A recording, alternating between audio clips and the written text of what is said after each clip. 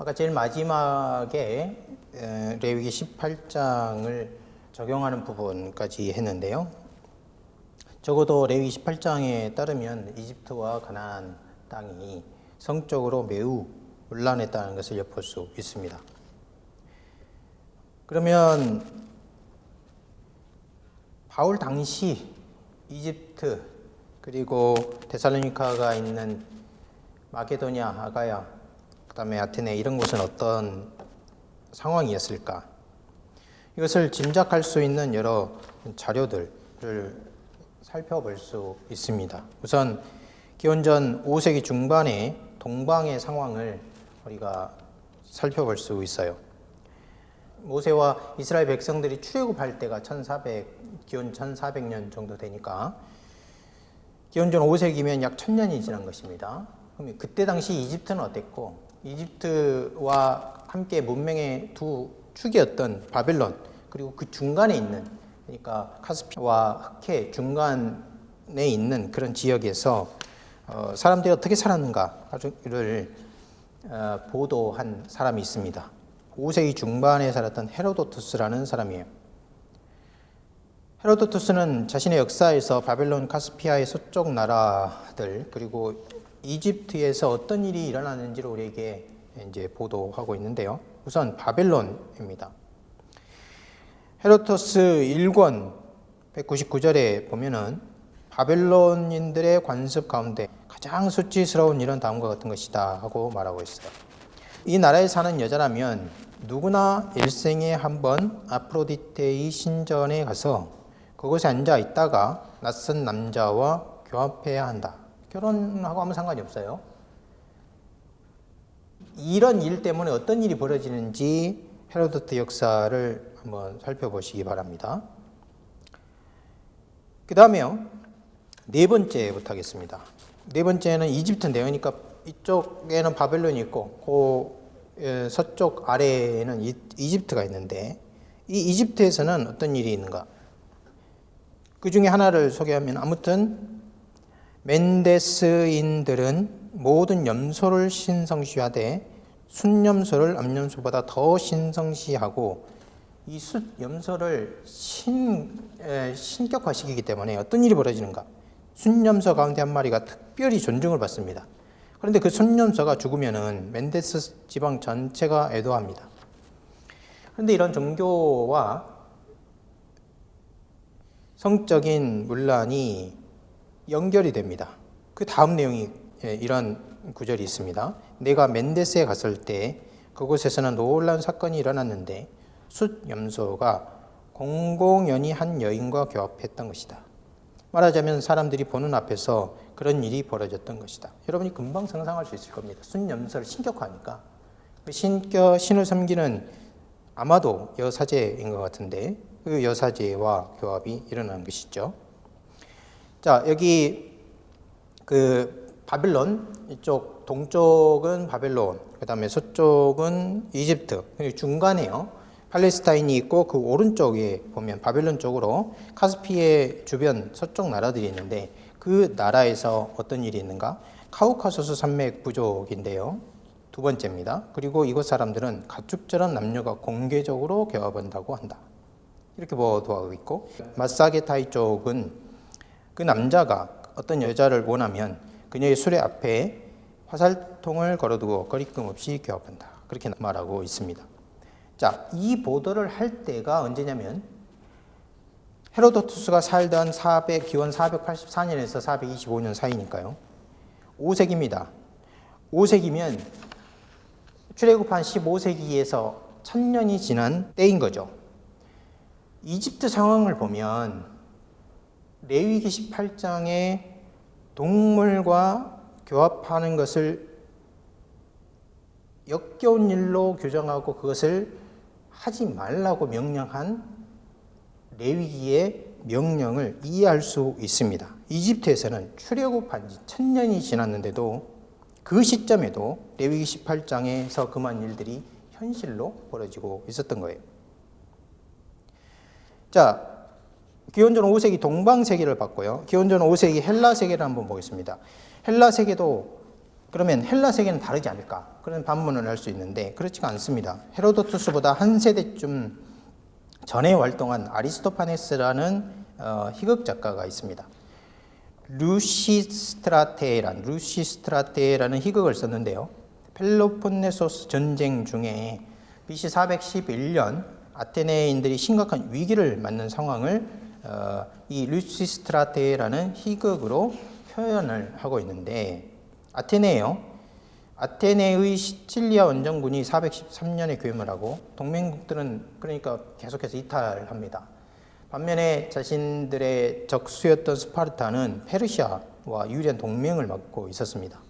아테네는 평화 조약을 맺어서 안전을 확보하려고 했지만은 이 일이 지지부진해서 어떻게 하면은 스파르타와 동맹을 맺을 수 있을까? 정치가들과 일반 사람들이 계속해서 관심을 가졌어요. 이 희극은 이것을 배경으로 하고 있습니다. 자, 어떤 일이 벌어졌는가? 루시스트라케라는 아테네 여자가요, 칼로니케와 뮤니르네라는 아테네 여인들과 라피토라는 스파르타 여인 등을 초청을 해서 남자들을 위해서 남자들을 이렇게 움직여가지고 평화 조약을 체결하게 하자, 그런 제안을 합니다. 그런데 어떻게 그러면 남자들을 조정할 것인가 하는 질문 앞에서 이런 장면이 나옵니다. 루시스트라테가 제안을 해요. 앞으로 우리는 남근을 삼가해야 해요. 이렇게 나와요. 그래서 여자들이 웅성거리기 시작하면서 몇 명은 떠나가려고 돌아서는데요. 왜들 돌아서는 거죠? 어디로 가려는 거죠? 왜들 입술을 깨물고 머리를 흔드는 거죠? 왜들 안색이 변하면 눈물을 흘리세요? 이렇게 이제 말해요. 그러니까 칼로니케라는 아테네 다른 여자가 난 못해요. 전쟁이야 계속하든 말든 상관없어요. 몇 대화를 좀 더 뒤로 가보면 칼로니케 다시 말해요. 다른 것이라면 뭐든 그대가 원하는 대로 하겠어요. 불 속이라도 뛰어들겠어요. 남근을 삼가하느니 그 편이 낫겠어요. 세상에 그만한 것은 없으니까요. 루시스트라테 이렇게 말해요. 그러니까 지금 남자들이 전쟁을 나가서 여자들과 어린 아이들 그리고 노인들만 남아 있는 상황에 아테네와 그리고 헬라 세계가 어떤 일이 일상에서 이루어지고 있는지를 보여주는 단면입니다. 여기서 단면일 뿐이지만 많은 것을 볼 수 있어요. 여기에는요, 결혼과 성, 가정의 신성함은 찾아볼 수 없습니다. 아내에 대한 존경이라는 가치는 없어요. 헬라 사회에서 여성이 어떤 존재였는가? 바로 이어지는 루시스트라테의 말에서 읽을 수 있어요. 조금만 더 지나가 보면 이렇게 돼 있어요. 우리는 동침하고 출산하는 것 말고는 아무짝에도 쓸모가 없다니까요. 이렇게 말하고 있어요. 데살로니가 그리스도인들은 태어날 때부터 이런 환경에서 살고 있었습니다. 성경 독자들은 이 점을 기억하고 있어야 됩니다. 바울은 이런 환경에 사는 사람들에게 음행을 멀리해야 한다 말하는 거예요. 이것이 거룩함을 이루는 일의 시작이라면 이 일을 완성하는 것은 자기 그릇을 거룩과 존경 안에서 취할 줄 알라 하는 권면에 있습니다. 자, 그러면 두 번째, 그 완성에 해당하는 권면에서 주동사인 알라라는 말은 무슨 뜻인가를 살펴보겠어요. 성결은 한두 번으로 이룰 수 있는 것이 아닙니다. 여기 이제 완료 부정사로 표현을 해놨는데요. 아는 것이다 또는 알라 이렇게 이제 표현할 수 있는데 한두 번으로 불가능하기 때문에 완료해서 표현하는 것처럼 습관이 필요합니다. 오래 그렇게 살아서 마치 자신의 기질같이 되어야만 성결을 이룰 수가 있다는 뜻을 담고 있습니다. 또 여기서 자신의 그릇을 거룩과 존경 안에서 취할 줄 알라. 계속해서 그렇게 취해서 기질처럼 되고 성결을 이루는 일을 하라 이렇게 말하고 있는데, 그러면 그 그릇이 무엇이겠는가? 두 가지 뜻이 있는데요. 하나는 몸을 가리키고 다른 하나는 아내를 가리킵니다. 데살로니가 전서에서 두 번째 의미라면 소유한다는 말이 문제가 되죠. 아내를 경멸한다는 의미가 있어 보이기 때문입니다. 하지만 바울이 그렇게 말한 것이 아닙니다. 그 이유는요, 두 가지 때문인데, 첫 번째는 뒤에 나오는 취하라 그랬는데 무엇으로 취하냐? 거룩과 존경으로 취하라고 그랬어요. 만약에 취하라 말을 그냥 독립적으로 쓰였다면은 경멸의 의미를 담을 수도 있겠지만 그런 의미가 있을 것을 예상을 하고 거룩과 존경으로 취하라 하고 말하고 있기 때문에 바울이 그런 의미로 쓰지 않았다는 것을 우리가 알 수 있죠. 두 번째로는 소속과 의무를 강조하는 거예요. 남편은 아내를 소유해야 합니다. 이 말은 다른 여자들을 모두 배제하는 뜻을 갖고 있는 것입니다. 소유하라, 거룩과 존경으로. 그러면 이 말이 남성에게만 적용되는 것인가? 바울이 여기 와서 이 질문을 받았다면 반드시 이 질문에 대해서 반대로 대답을 했을 것입니다. 남편이 아내를 거룩과 존경으로 취하라는 말 속에는 아내도 남편과 다른 배타적인 관계를 맺어야 한다는 것을 내포하고 있는 것이라 할 수 있죠. 결국은 상호 의무입니다. 그러면 바울이 당시 남편과 아내를 이렇게 상호 의무에 속하는 아주 배타적인 관계로 만들고, 그리고 거룩과 존경, 다시 말하면 성경에서 가장 중요한 윤리의 덕목으로 이 사실을 묶어놨다면 첫 번째로 알 수 있는 것, 여자를 얼마나 존중했는가 하는 것을 알 수 있어요. 여자를 얼마나 존중했는가. 이런 점이 복음이 그 사회에서 당시 여자와 아이를 어떻게 대우하는가, 그 전체적인 사회적인 기준보다 훨씬 높은 기준으로 여자를 대했다는 것을 알 수 있고, 두 번째, 조금 더 깊이 들어가 보면 가정을 얼마나 소중히 여겼는가, 그것을 알 수 있습니다. 자, 지금까지 우리는 헬라 세계가 당시 동방과 전 세계, 동방과 헬라 세계가 어떤 상황에 있었는지를 살펴보고, 그 배경에서 데살로니가 전서에서 바울이 거룩하게 살아야 한다 하는 권면을 했을 때 어떤 의미인지를 살펴보았습니다. 바울 당시 다시 한번 그러면은 거룩과 존경으로 취하라고 했는데 그 반대는 무엇인가 하는 질문과 함께 바울 당시 성적인 문란이 어떠했는지를 다시 한번 살펴보도록 하겠습니다. 이것은 거룩과 존경의 반대는 오늘 본문에 있는 것처럼 하나님을 알지 못하는 이방인들과 같이 하는 것입니다. 하나님을 알지 못하는 이방인들이 그들의 욕망의 욕정으로 대하는 것, 그것이 거룩과 존경으로 취하는 것의 반대입니다.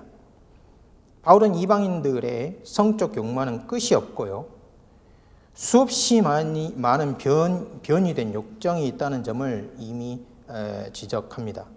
이것은 하나님을 모르는 것과 관련이 있습니다.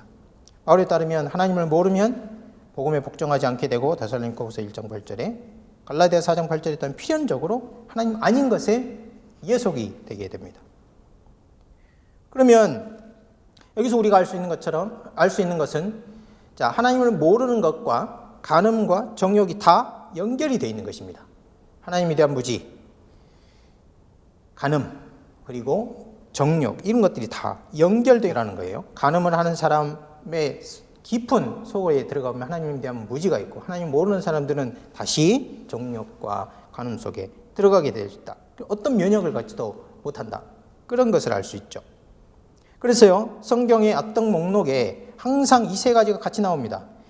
간음과 정욕과 하나님에 대한 무지가 같이 나와요. 예를 들어서 갈라디아서 5장 19절 20절에 보면 음행과 더러운 것, 이것을 피하라 말하는데 바로 뒤에서요, 우상 숭배와 주술을 말합니다. 그러니까 우상 숭배라는 것은 하나님 모르는 거 아닙니까? 음행과 더러운 것이 같이 나와요. 골로새서 3장 5절에서도 마찬가지입니다. 음행과 더러운 것이 무엇과 같이 나오느냐? 욕망과 악한 욕정과 함께 나와요. 더러운 것을 빼고 음행과 함께 나오는 구절을 살펴보면 로마서 1장 29절에 보면 탐욕과 음행이 같이 나오고요, 사도행전 15장 20절과 29절에 보면 이것이 음행과 우상 제물이 같이 나와요. 자, 그러면은 우리가 왜 헬라 세계가 그토록 깊은 성적인 타락 속에 들어가게 되었는가 하는 것을 짐작할 수 있는 대목입니다. 그들이 살아가는 세계가요, 처음부터 간음과 불륜 속에서 태어났습니다. 그들이 계속해서 자신들의 기원으로 말하는 신화를 한번 읽어보세요. 그러면 그들이 생각하는 세계는 간음과 불륜 속에 태어납니다.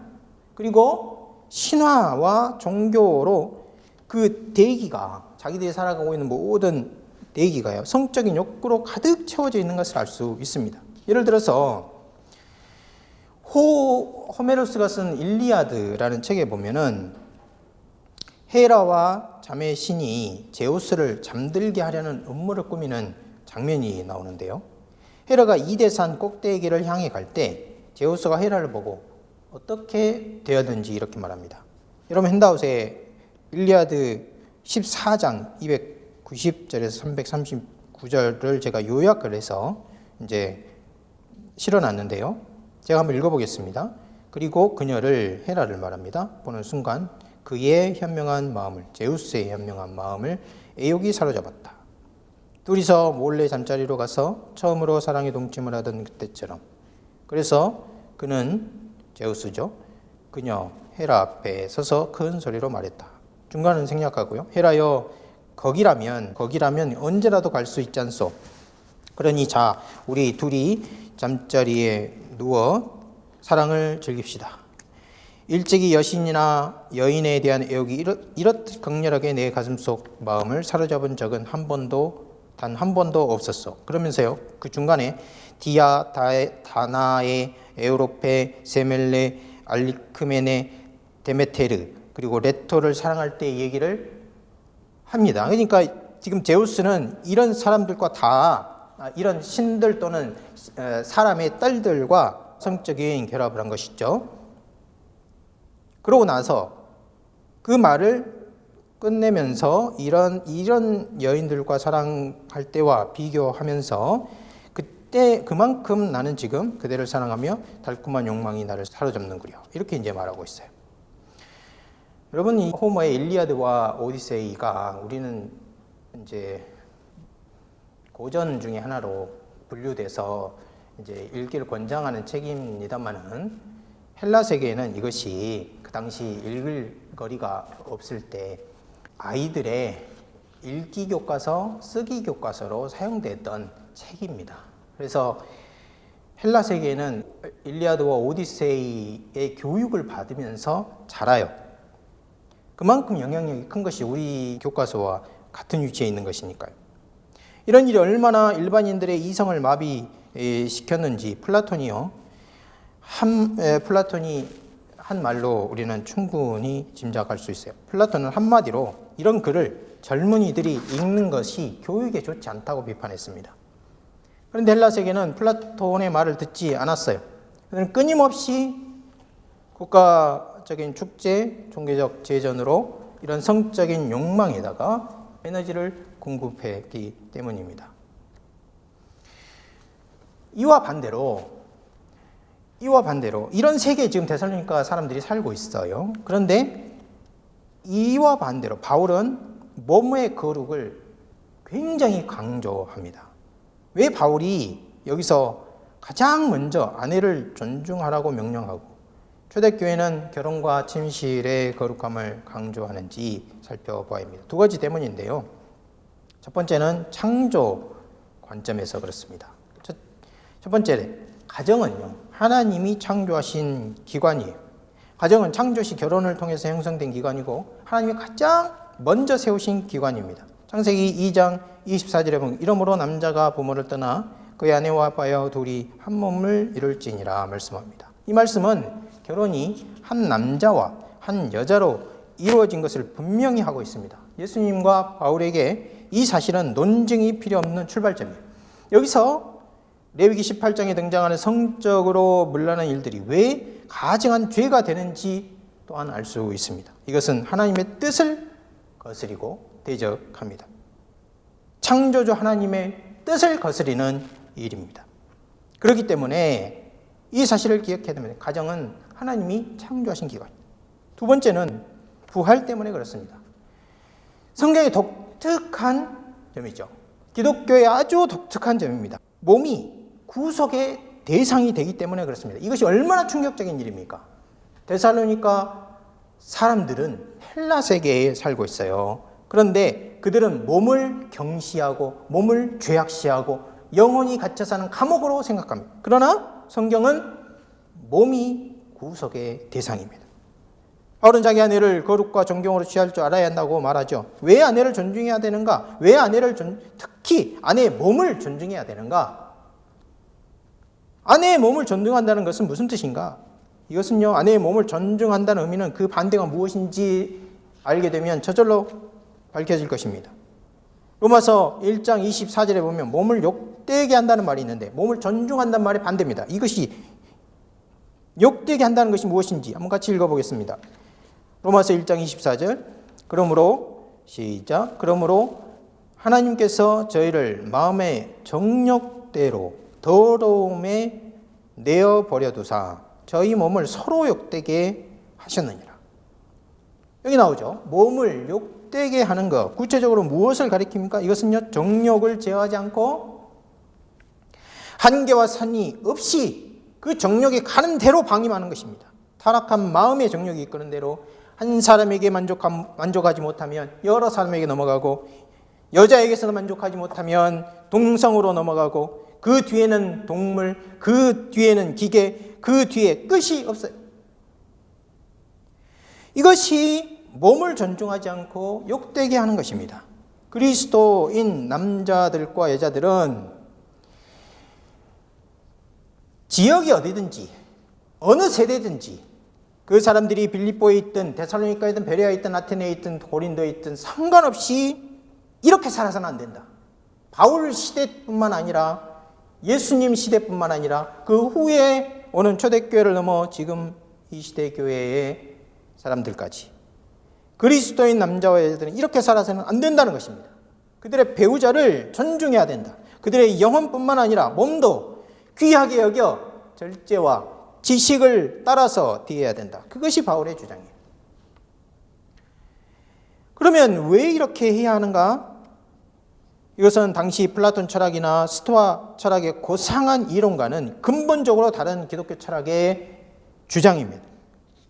그것은 몸의 부활 때문에 그래요. 기독교 교회에서 부활은 몸과 관련됩니다. 부활은 몸의 구속이에요. 따라서 기독교는 몸을 긍정하는 것이죠. 헬라 세계 전체가 몸은 아무렇게나 해도 구원과는 아무 상관이 없다 그렇게 주장하는 데 반해서 바울은 너희의 몸이 중요하다. 그 몸의 구속을 받아야 구속이 완성이 된다. 그렇게 주장한 거예요. 신자가 복음에 합당하게 살아가는 것.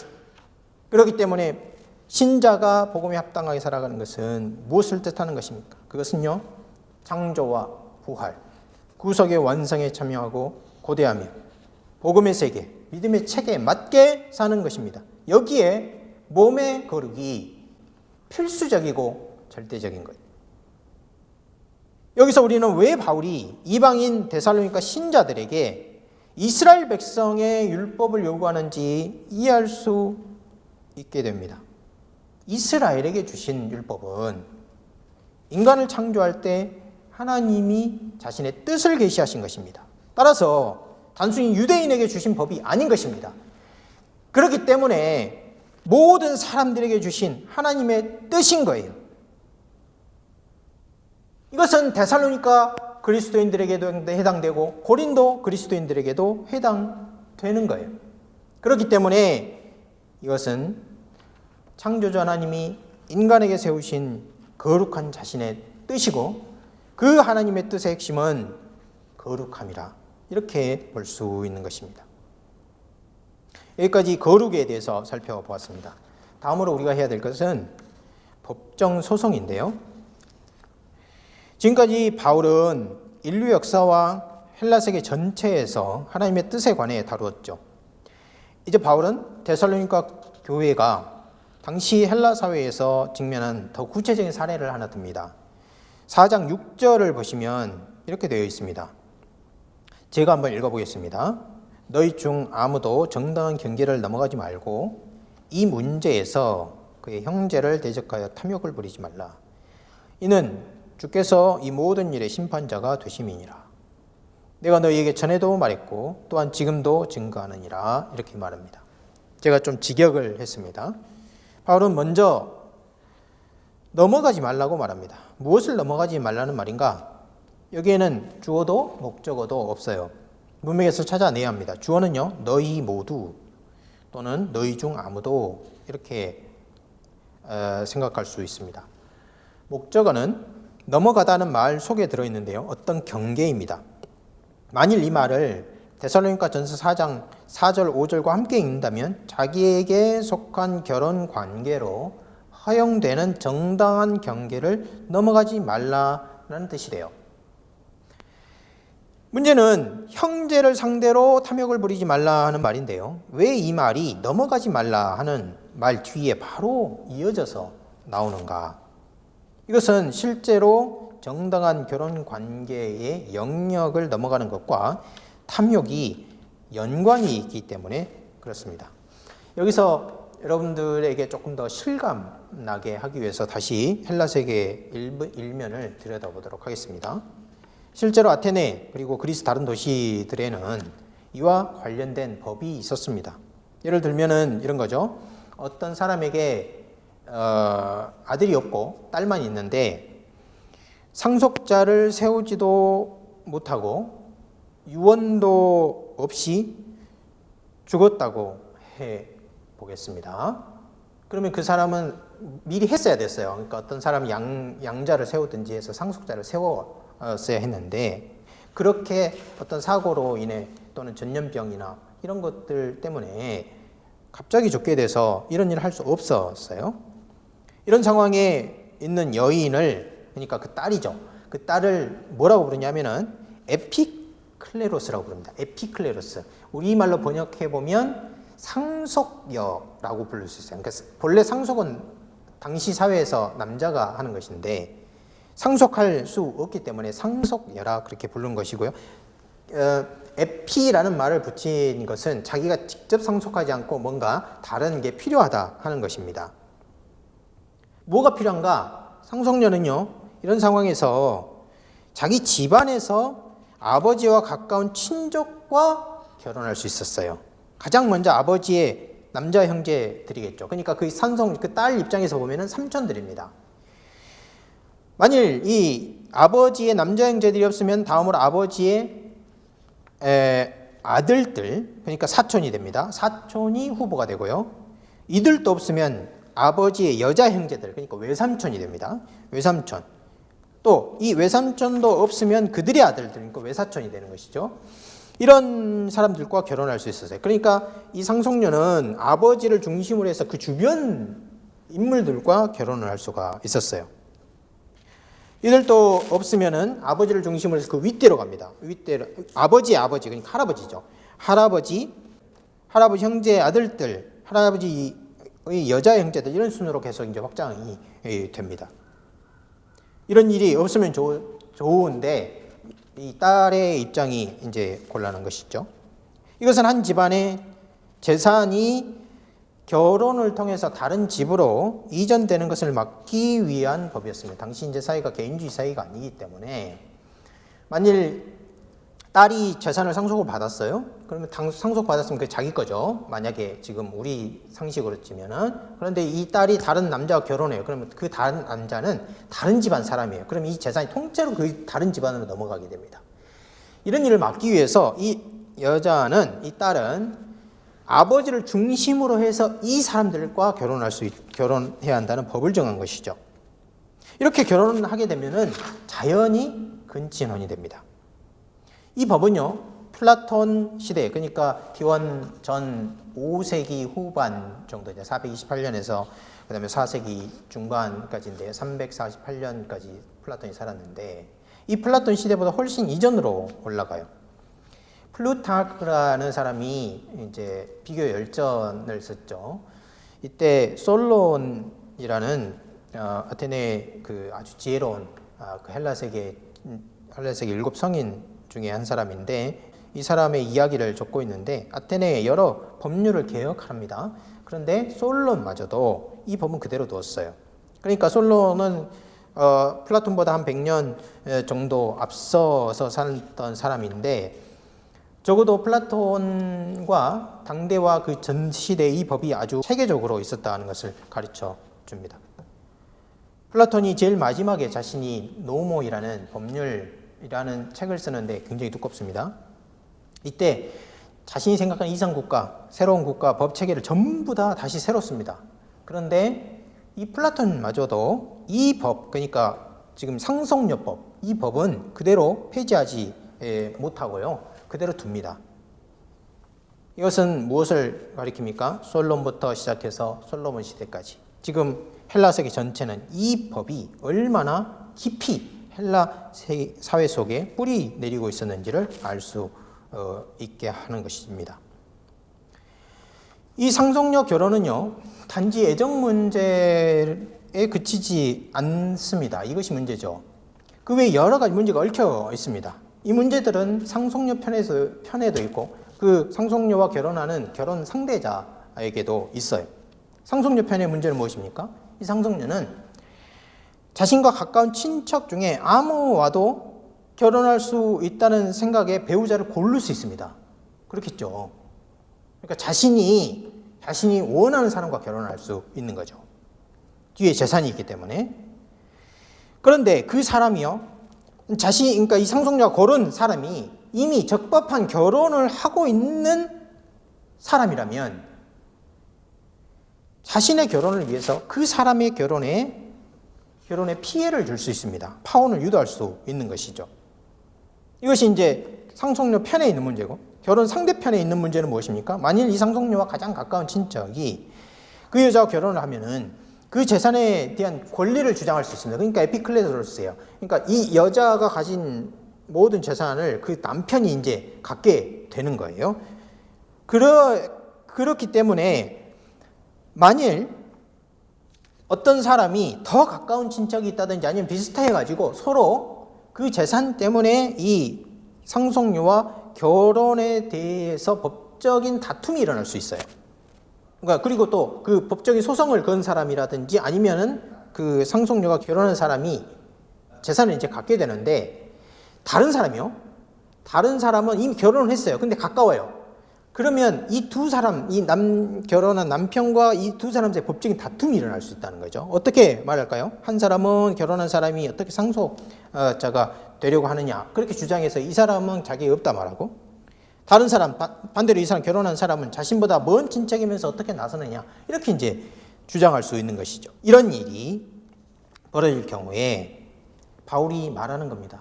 바울은 결혼한 사람이나 그렇지 않은 사람이나 정당한 영역을 넘어가서 자기 형제를 상대로 소송을 하여서 부를 확보하는 일을 하지 말아라, 그렇게 말하고 있는 거예요. 자, 그걸 하지 않으면 어떻게 됩니까? 몸의 거룩을 지킬 수 있어요. 바울이 의도하는 것은 1차적으로 몸의 거룩이에요. 몸의 거룩.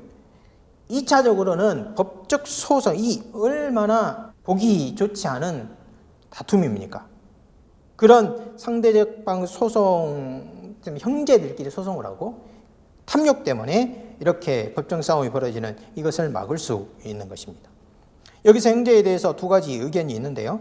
어떤 사람은 그리스도인이라고 말합니다. 그러면 그리스도인이 형제 그리스도인을 상대로 이런 탐욕스러운 행동을 해서는 안 된다 하는 바울의 고민이 되는 것이고, 다른 사람들은, 다른 주석가는 이웃이라고 말해요. 그냥 그리스도인 이웃이 아니라 일반 동족들이죠. 그러면 그리스도인은 자기 동족을 기소하여서 이런 일을 해서는 안 된다, 그렇게 이제 풀이할 수 있습니다. 이 둘 중 어느 것을 의도한 것인지 명확치 않습니다. 하지만 바울이 동료 그리스도인을 상대로만 이런 악을 하지 않고 믿지 않는 동족에게는 해도 된다, 이렇게 권면했을 것이라고 생각하기는 무리인 것 같습니다. 따라서 좀 더 넓은 의미에서 이웃을 가리키고, 그리스도인들은 사회에서 그런 일을 하더라도 이런 소송을 해서는 안 된다, 그렇게 권면한 것이죠. 그렇다면 이런 일이 데살로니가 외에 다른 곳에도 있었는가 하는 질문을 할 수 있습니다. 아, 데살로니가에 있는 특수 상황 아닌가? 이런 질문을 할 수 있는 것이죠. 그렇지가 않습니다. 고린도를 생각할 수 있는데, 우리가 고린도 전서 5장 6장을 읽을 때 자세히 읽어보면 좀 이상한 부분이 있죠. 왜냐하면 5장, 6장이 성적으로 극도로 타락한 일, 그리고 물질적인 탐욕의 근과 소송이 함께 등장하는 것을 놓치고 있는 경우가 많아요. 고린도전서 5장 1절부터 8절까지 이방인 중에도 없는 간음을 이야기하죠. 이런 것들은 이방인에게도 없는 간음이다. 그렇게 말하면서 어떤 사람이 자기 아버지 아내를 취했다. 이렇게 이제 이야기하면서 시작합니다. 그래서 이런 사람들은 그 음행자를 추방하라고 바울이 권면합니다. 그런데 6장에 가보면 6장 10절에서 11절에 뜬금없이 믿지 않는 자 앞에 소송하지 말라 그런 말이 나와요. 그러고 나서 6장 12절 20절에 보면은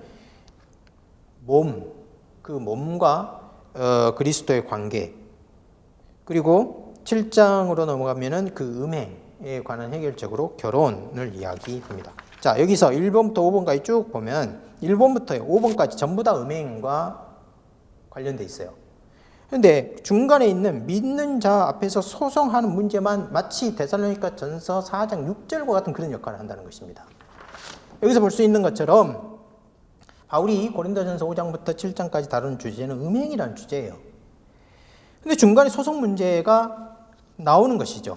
이 소송이 어떤 종류의 소송인가? 아마도 음행과 관련이 있는 소송이라고 짐작할 수 있는 것이죠. 이렇게 본성이 어긋나는 결혼, 그에 따른 법적인 소송은 아테네 그리고 고린도 뿐만 아니고 헬라 세계 전역에 만연해 있었습니다. 바울은 데살로니가 그리스도인들에게 이렇게 하지 말라고 말합니다. 그러나 이것은 오늘날 문화에서는 그리 큰 요구가 아닐 수 있지만 데살로니가인들에게는 엄청난 요구예요. 왜냐하면 그들이 몸담고 살아가는 사회의 거대한 흐름에 거슬러 살아가야 하기 때문에 그렇습니다. 그들은 신자로서 교회 내에 있는 다른 그리스도인들을 대상으로 또는 교회 밖에 있는 이웃에 대해서도 이런 법정 소송을 하지 않아야 할 뿐만 아니라 부당한 이득을 취해서는 안 되는 것이죠. 그들에게 손해를 입히고 그들의 가정을 파괴하는 소송을 해서는 안 된다. 그렇게 권면하고 있는 것이죠. 4장 7절, 8절에 바울은 이렇게 말하죠. 거룩으로 초대에 응하라 말하고 있어요. 하나님이 우리를 부르신 것은 부정하게 하심이 아니요 거룩하게 하심이니. 그러므로 저버리는 자는 사람을 저버림이 아니요 너희에게 그의 성령을 주신 하나님을 저버림이라. 이것은 바울이 이미 데살로니가에 있을 때 말했습니다. 하나님이 신자를 거룩으로 창조시 계획했던 높은 영광으로 부르셨습니다. 신자는 이 부름에 어떻게 응답해야 합니까? 하나님이 바울을 통해서 또 바울과 바울 일행을 통해서 전한 복음을 거부하면 안 된다. 그런 말을 하고 있습니다. 거부한다는 말은 무슨 말입니까? 바울은 말했어요. 하나님은 우리를 부정함에 부르는 것이 아니라 거룩함이 있도록 부르셨다. 이 부름을 거부한다 하는 말이죠. 이 말은 하나님께서 복음 전도자들을 통해서 하는 것입니다. 사람들은 바울과 바울 일행이 이런 말을 하므로 이 말을 거부하는 것을 사람과 그 사람의 이론을 거부하는 것처럼 생각할 수 있으나 바울은 분명하게 말해요. 저버리는 사람은 사람을 저버리는 것이 아니라 너희에게 성령을 주신 하나님을 저버린 것이다. 그렇게 말하고 있어요. 그런데 신자가 되었지만 이 사항만을 거부하면 어떻게 됩니까? 나는 그리스도인은 됐는데 소송을 할 거야. 이렇게 되면요. 바울은 단호합니다. 바울은 그 사람은 신자가 아니다. 이렇게 말해요. 왜냐하면 그 사람은 하나님을 저버리고 무엇을 택하는 것입니까? 지금 소송 뒤에 있는 재물을 택한 거예요. 소송 뒤에 있는 탐욕을 택한 것이고 재물과 탐욕을 섬기는 것입니다. 이것은요 우상 숭배라고 말하고 있어요. 4장 9절부터 12절까지는 형제 사랑에 관해서 말하고 있습니다. 형제 사랑에 대한 고민이 왜 신자의 거룩과 신자 부활 사이에 들어와 있는가 이렇게 질문할 수 있는데요. 이것은 형제 사랑이 한편으로는 신자의 거룩의 확장이고 다른 한편으로는 잘못된 종말 기대에 대한 치료이기 때문에 그렇습니다. 신자는 자신의 거룩을 결혼과 성 문제뿐만 아니고 일상 모든 영역으로 확대하여 나타내야 합니다. 매일 만나는 동료 그리스도인들은 물론이고 모든 이웃들을 사랑해요. 그러려면 일상에서 품위 있고 정숙하며 부지런히 일해야 합니다. 세속 철학이 육체적 노동을 폄하하거나 거부하는 일의 정당성을 부여하고 힘을 실어주지만은 이것은 하나님의 뜻이 아닙니다. 당시 그리스 철학자들, 로마 철학자들 다 노동은 노예나 하는 것이고 노동은 자유인이 하는 것이 아니다. 이렇게 이제 말했고 아테네 사람들도 한 사람이 5명 이상의 노예를 부리면서 살았죠. 그러면서 자신들은 이 노동을 하는 것에 대한 귀한 것을 느끼지 못했습니다. 그렇지만요, 노동은 하나님이 아담에게 명한 것이지 노예에게 명한 것이 아닙니다. 노동은요, 이미 타락 전에 있었던 거예요. 타락한 후에 징벌로 그 노동에 땀이 더해지고 그리고 수고와 괴로움이 더해진 것이지 노동 자체는 타락 전에 이미 하나님께서 주신 것입니다. 나가 종말이 가까웠다고 해서 오늘을 무시하거나 외면하는 것은 깨어있으라는 주님의 명령에 어긋나는 것입니다. 종말에 이르는 시기를 자의적으로 계산해서 정하는 월권이기도 합니다. 이것은 때와 시기는 하나님께서 자기의 권한에 두셨다는 성경 종말론의 제1원리를 무시하는 행동이고 하나님을 모독하는 일이 됩니다. 그렇기 때문에 노동을 하는 것 자체는 2중, 3중의 긍정적인 뜻을 갖고 있어요. AI 시대에 노동이 무엇인가 하는 질문을 갖게 되는데 그리스도인들은 이 점을 잘 생각해야 합니다. 노동은 형제 사랑의 완성이요, 동시에 종말을 맞는 신자들의 삶을, 깨어있는 삶을 대표하는 가장 중요한 덕목이다 하는 것입니다. 열심히 일해야만 나눠줄 것이 있고 열심히 일해야만 영혼이 잠들지 않고 살 수 있습니다. 여러분 모두에게 하나님께서 하나님 말씀으로 주는 큰 비전과 그리고 깨달음이 있기를 바랍니다. 감사합니다.